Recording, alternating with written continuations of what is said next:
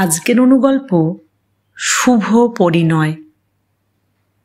রচয়িতা ঋজুলেখা দত্ত।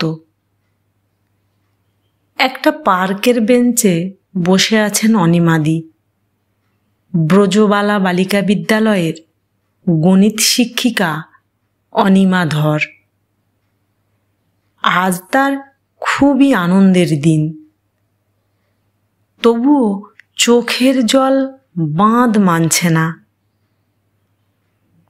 অনেক কথা মনে পড়ে যাচ্ছে আজ। বিয়ের পর শাশুড়ির অত্যাচার সহ্য করে দাঁত কামড়ে কিভাবে ওই সংসারে লড়াই করে টিকেছিলেন, তারপর তার কোল আলো করে এলো তার কন্যা সোহিনী। ফুটফুটে শিশু সে অর্থে সোহিনী ছিল না,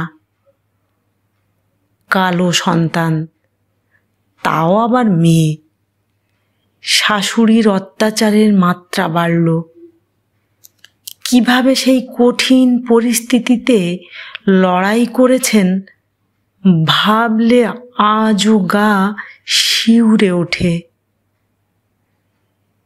তবু স্কুলের চাকরি আর মেয়ের পড়াশোনা নিয়ে বাকি দুঃখ ভুলে টিকেছিলেন কোনো মতে। স্বামী অসীম কোনো দিনই স্ত্রীর হয়ে মার সামনে একটি কথাও বলতেন না, এভাবেই চলছিল।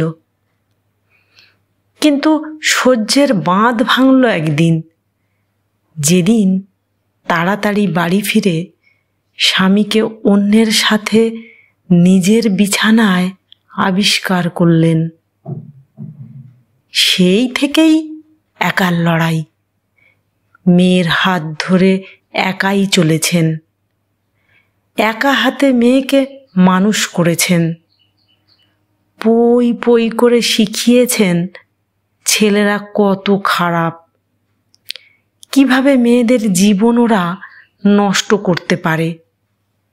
মেয়ে কিন্তু বাধ্য, সে মায়ের মনের মতো। ওর জীবনে কোনো ছেলে কোনোদিনই প্রবেশ করতে পারেনি। আজ 2 বছর হলো ব্যাঙ্গালোরে একটি মাল্টিন্যাশনাল কোম্পানির চিফ এক্সিকিউটিভ। তবুও অনিমা দেবী আজ কাঁদছেন।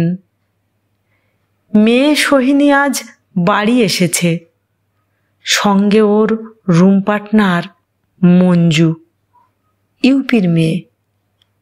সোহিনী খুব আনন্দের সাথে মাকে জানিয়েছে যে উনি একদম ঠিক বলতেন, ছেলেরা সত্যিই খুব খারাপ। তাই ও ছেলেদের প্রতি কোনো আকর্ষণ বোধ করে না। ও আর মঞ্জু 2 বছর লিভ ইন করে বিয়ে করার সিদ্ধান্ত নিয়েছে। মায়ের আশীর্বাদ তাই খুব প্রয়োজন।